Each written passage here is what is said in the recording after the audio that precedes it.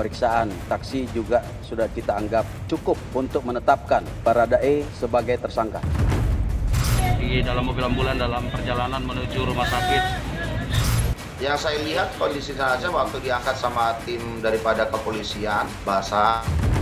Saya menyampaikan bela sungkawa atas meninggalnya Brigadir Joshua.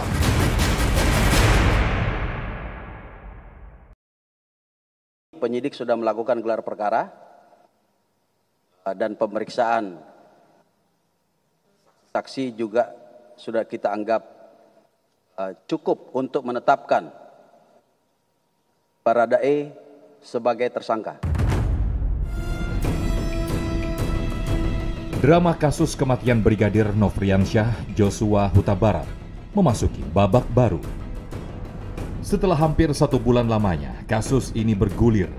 Bareskrim Polri akhirnya menetapkan Richard Eliezer Pudihang Lumiu atau Baradae sebagai tersangka. Penetapan tersangka Baradae seolah-olah memberikan harapan jika kasus tewasnya Joshua Huta Barat akan diungkap secara terang benderang. Richard Eliezer Pudihang Lumiu atau Baradae dijerat dengan pasal pembunuhan.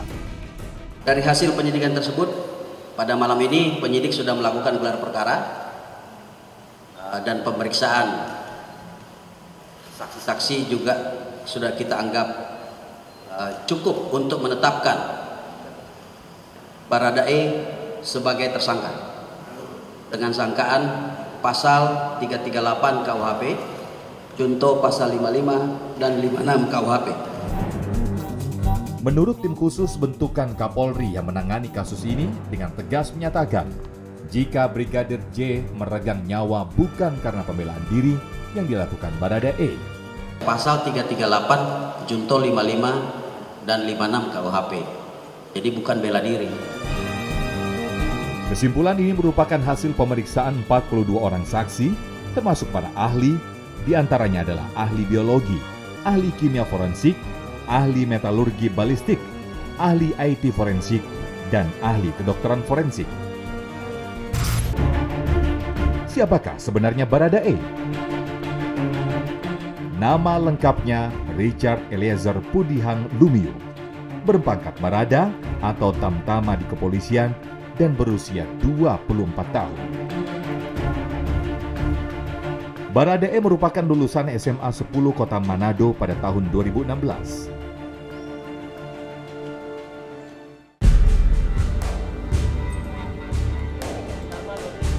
Pada rilis pertama kali saat kasus ini mencuat, Baradae disebut-sebut melakukan penembakan terhadap Brigadir J karena membela diri akibat diserang. Baradae yang saat itu berada di lantai atas menghampiri dari atas tangga yang kurang lebih jaraknya dengan Brigadir J kurang lebih 10 meter, bertanya ada apa, namun direspon dengan tembakan yang dilakukan oleh Brigadir J. Konferensi pers Ahmad Ramadan kala itu semakin menebalkan anggapan jika Baradae diserang Brigadir J setelah gagal melakukan pelecehan dan melakukan ancaman kepada istri Irjen Pol Verdi Sambo. Peristiwa itu terjadi ketika Brigadir J memasuki kamar pribadi Kadipropam, di mana saat itu istri dari Kadipropam sedang istirahat. Kemudian Brigadir J melakukan tindakan pelecehan dan juga menodongkan dengan menggunakan senjata pistol ke kepala istri Kadipropam. Sontak seketika Ibu Kadipropam berteriak. Keraguan publik atas penanganan kasus ini seakan terjawab saat tim khusus bentukan Kapolri mengambil alih penyidikan kasus ini. Karena setelah menetapkan Baradae sebagai tersangka, tim khusus juga akan mencari tersangka lain atas kasus ini. Pemeriksaan ataupun penyidikan tidak berhenti sampai di sini. Ini tetap berkembang. Sebagaimana juga rekan-rekan ketahui bahwa masih ada beberapa saksi lagi yang akan kita lakukan pemeriksaan di beberapa hari ke depan. Lantas, siapakah yang terlibat dalam pusaran kasus ini?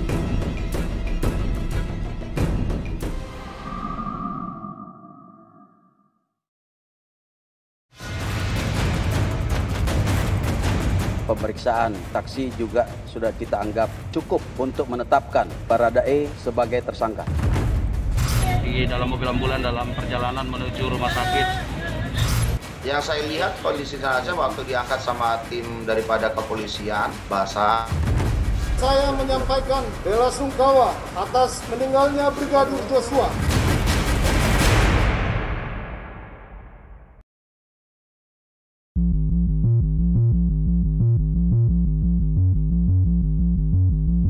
Peristiwa berdarah yang menewaskan Brigadir Nofriansyah Yosua Huta Barat atau Brigadir J mulai terang benderang. Rumah dinas Irjen Pol Verdi Sambo inilah yang menjadi saksi bisu tragedi berdarah yang masih menyisakan sejumlah tanda tanya. Apakah benar terjadi baku tembak yang menewaskan Joshua? Ataukah Joshua dihabisi di tempat lain, kemudian jasadnya diletakkan di rumah dinas?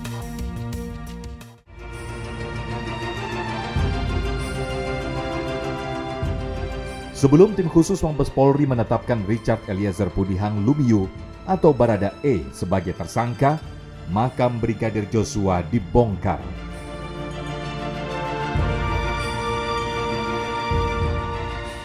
Menuju rumah sakit dengan tim pengawalan dari pihak kepolisian, PJR. Tuhan ada bersama dengan kita, menyatakan kemuliaan Tuhan. Kita sedang menunggu di ruangan otopsi. Saat ini masih menunggu proses persiapan. Inilah rekaman gambar eksklusif tim telusur TV One saat peti mati berisi jasad Joshua akan diotopsi ulang. Saat ini sedang menunggu keluarga ini. Pengukuran peti jenazah. Peti mati Joshua diukur oleh tim forensik. Perlengkapan otopsi jenazah juga tampak terlihat.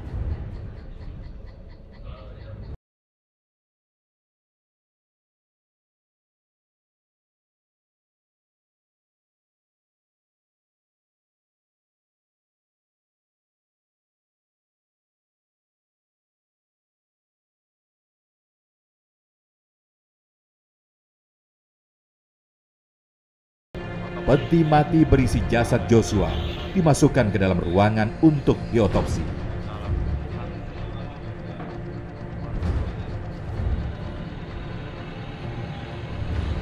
Dalam rekaman gambar lainnya, seorang kerabat Joshua menangis histeris di depan peti mati Joshua. Menuju rumah sakit RSUD Sungai Bahar, kiranya Tuhan beserta kita. Tuhan beserta kita, haleluya, haleluya, haleluya. Kepada kami, seorang kerabat Brigadir Joshua Huta Barat mengungkapkan bagaimana proses otopsi berlangsung. Jam 9.37 masuk ya ke ruangan pertama ya, di kamar jenazah, di ruangan pertama. Jadi ada dua ruangan, Mas. Jadi ruangan pertama lalu ruangan otopsi. Dalam kesaksiannya, Royanto Situmorang yang kesehariannya berprofesi sebagai pendeta juga melihat bagaimana kondisi jenazah sesaat setelah peti matinya dibuka. Yang saya lihat kondisi jenazah waktu diangkat sama tim daripada kepolisian, ya, waktu diangkat itu kondisi jenazah, saya tahu di situ baru tahu ternyata keadaan basah. Jadi baru saya lihat juga memang celananya juga ya bagian bawah pantat kanan itu celananya juga ada yang robek dia celananya. Berarti sudah mulai ada pembengkakan gitu Pak ya di bagian bawah ya Pak ya? Iya, jadi mungkin ya ada sedikit pembengkakan, tetapi memang aroma daripada jenazah itu memang sudah agak beraroma. Selama 6 jam, 7 dokter forensik melakukan pemeriksaan terhadap jasad Brigadir Joshua. Semua sampel telah kami telah kami kumpulkan dan kemudian akan kami bawa ke Jakarta untuk kita periksa secara mikroskopik di laboratorium patologi anatomik RSCM. Ya, kemudian nanti itu pasti akan membutuhkan waktu. Kenapa? Karena semua luka pun yang kami yakin sudah benar-benar terjadi, tentunya benar-benar berbentuk luka, harus kami pastikan juga apakah luka itu terjadi sebelum kematian ataupun terjadi setelah kematian.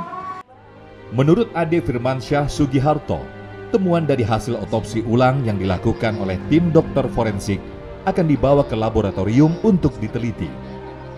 Kalau tembak-menembak apalagi dari lantai 2 ke lantai 1 tentu berhadap-hadapan. Tetapi yang kena adalah dari belakang kepala tembus ke hidung berdasarkan laporan dokter yang ikut mengotopsi dalam hal otopsi kedua dan atau visum repertum kedua pada tanggal 27 Juli 2022 di Sungai Bahar, Jambi sana. Yang ketiga, tembakannya itu juga ada dari bawah leher tembus ke bibir kiri bawah.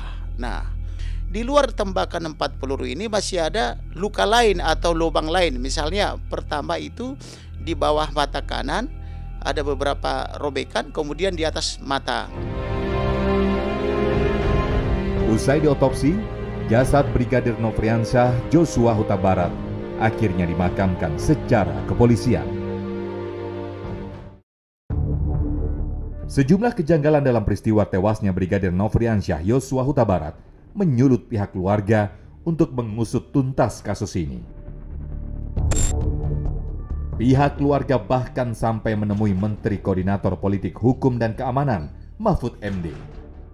Belum ada keputusan oleh pengadilan, anak kami sudah menyatakan seorang yang mencabuli. Jadi inilah kami Huta Barat yang kurang terima. Jadi kepada Pak Jokowi pun kami mengucapkan terima kasih atas perhatiannya, sudah sampai 3 kali mengucapkan kata-kata supaya peristiwa ini dibuka selebar-lebarnya, jangan ada yang ditutup-tutupi. Dan kepada Pak Mahfud MD yang begitu pertama kali merespon persoalan ini, kami sangat berterima kasih sekali. Sampai Mahfud Pak MD mengutarakan kalau mencari tikus di dalam satu lumbung, jangan lumbungnya dibakar. Gelapnya penanganan kasus kematian Brigadir J membuat Menko Polhukam Mahfud MD bersuara. Ini tidak sama dengan kriminal biasa, sehingga memang harus bersabar karena ada psikohierarkial. Jadi arahan Presiden, pemerintah pusat itu sampai sekarang ya cukup sudah benar. Pokoknya buka gitu aja, Presiden tidak masuk ke teknis penyidikan. Menko Polhukam tidak boleh masuk ke pro justisia, tapi memberi arahan dan akan mengawal pelaksanaannya.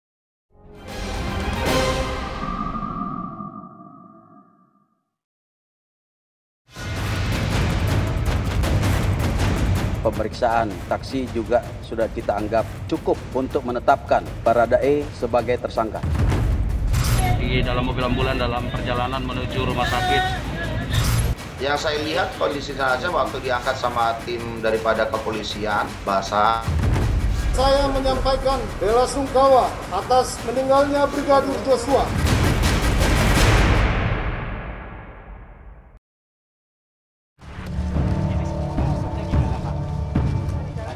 Satu hari setelah penetapan Richard Eliezer Pudihang Lumiu alias Baradae sebagai tersangka, Sang Jenderal Sambo akhirnya keluar dari persembunyiannya. Verdi Sambo mendatangi Bareskrim Polri untuk menjalani pemeriksaan sebagai saksi terkait kasus kematian Brigadir Joshua.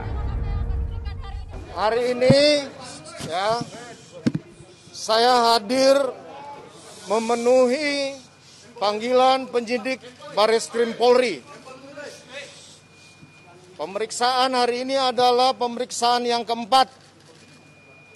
Saya sudah memberikan keterangan kepada penyidik Polres Jakarta Selatan, Polda Metro Jaya, dan sekarang yang keempat di Bareskrim Polri. Selanjutnya, saya juga ingin menyampaikan permohonan maaf kepada institusi terkait peristiwa yang terjadi di rumah dinas saya di Duren 3. Kemudian yang kedua, saya selaku ciptaan Tuhan menyampaikan permohonan maaf kepada institusi Polri. Demikian juga saya menyampaikan bela sungkawa atas meninggalnya Brigadir Joshua. Semoga keluarga diberikan kekuatan. Namun semua itu terlepas dari apa yang telah dilakukan saudara Joshua kepada istri dan keluarga saya. Selanjutnya saya harapkan kepada seluruh pihak-pihak dan masyarakat untuk bersabar, tidak memberikan asumsi persepsi yang menyebabkan simpang siurnya peristiwa di rumah dinas saya. Saya mohon doa agar istri saya segera pulih dari trauma. Meski telah meminta maaf kepada keluarga Joshua, namun Sambo yang kini dimutasikan sebagai Patian Mapolri dengan tegas menyatakan jika Brigadir J melakukan kesalahan pada keluarganya. Belasungkawa itu sudah terlambat karena jenazah anak kami sudah 28 hari dikebumikan. Seharusnya gimana? Seharusnya kalau memang dia mau mengucapkan belasungkawa, dia datang ke sini pas jenazah anak kami diantarkan, karena dia sebagai bapak ya, komandan almarhum, seharusnya dia ngantarkan. Itu itikat baik. Buktikan aja, mana buktinya, suruh Bu Putri ngomong secara jujur dan transparan, dan nampakkan dari CCTV kan harus ada itu, betul-betul nggak anak kami almarhum melakukan pelecehan seksual itu. Setiap panggilan belum menampakkan diri, gimana tanggapannya? Ya di situ kita ada kecurigaan, ada apa yang disembunyikan orang itu gitu. Sampai sekarang apa nih? Permintaan kami, karena Bu Putri ada di TKP dan Bu Putri juga mengajukan ini ya, bahwasanya almarhum sebagai tersangka, tolong buktinya mana itu. Nah, tunjukkan CCTV-nya, tunjukkan Ibu Putri ngomong dengan sejujur-jujurnya. Meski tak disebutkan secara rinci apa kesalahan yang dilakukan Brigadir J kepada istri, bahkan anak Ferdi Sambo, namun pernyataan Sambo seakan menyiratkan bahwa ada dosa Brigadir J yang tak termaafkan oleh Ferdi Sambo. Terhadap 25 personil yang saat ini telah dilakukan pemeriksaan, kita akan menjalankan proses pemeriksaan terkait dengan pelanggaran kode etik. Tanggal 4 Agustus 2022, Kapolri mengeluarkan telegram rahasia. Isinya, sejumlah nama perwira tinggi Polri yang diduga berada di pusaran kasus ini dimutasi. Mereka ditempatkan di Yanma Polri. Barada Eliezer dijerat dengan pasal 338 Junto 55 dan 56 KUHP, mengisyaratkan ada orang lain yang terlibat dalam pembunuhan ini. Dalam penilaian saya, ini kita ada dua masalah hukum ya. Satu, penerapan pasal tindak pidananya yang dalam hal ini digunakan pasal 338. Kedua, digunakannya pasal penyertaan 55 dan atau 56. Kalau menggunakan konsep penyertaan yang manapun, karena penyertaan itu ada 4 macam di KUHP ya. Di pasal 55 itu ada 3, di pasal 56 ada 1. Nah, menariknya polisi menggunakan pasal 55 1, menggunakan pasal 56 juga 1. Ya. Begini pertanyaannya, kalau menyatakan ada turut serta, berarti lewat pemeriksaan. Ini kan polisi sekian lama melakukan penyelidikan, sekian lama melakukan penyidikan, otopsi dan lain-lain. Bisa sampai pada kesimpulan bahwa ada lebih dari satu pelaku, ya. Seharusnya sekaligus ditemukan pelaku-pelaku lain. Baik. Jangan dijadikan PR, nanti kita cari yang berikutnya. Justru sejak awal harus ditentukan bersama siapa dia. Dugaan adanya pelecehan seksual kepada istri Ferdi Sambo juga masih menjadi tanda tanya, karena Putri Chandrawati hingga kini belum berani muncul ke publik. Ibu PC, selama saya lihat setiap hari saya bertemu, Ibu PC masih dalam keadaan terguncang dan trauma berat. Saya setiap ada pertanyaan yang ingin saya tanyakan selalu melalui psikolog klinis. Ini harus saya sampaikan bahwa yang menangani adalah psikolog klinis yang ditunjuk oleh Polda Metro Jaya. Pelan namun pasti, tabir gelap kematian Nofriansah Joshua Huta Barat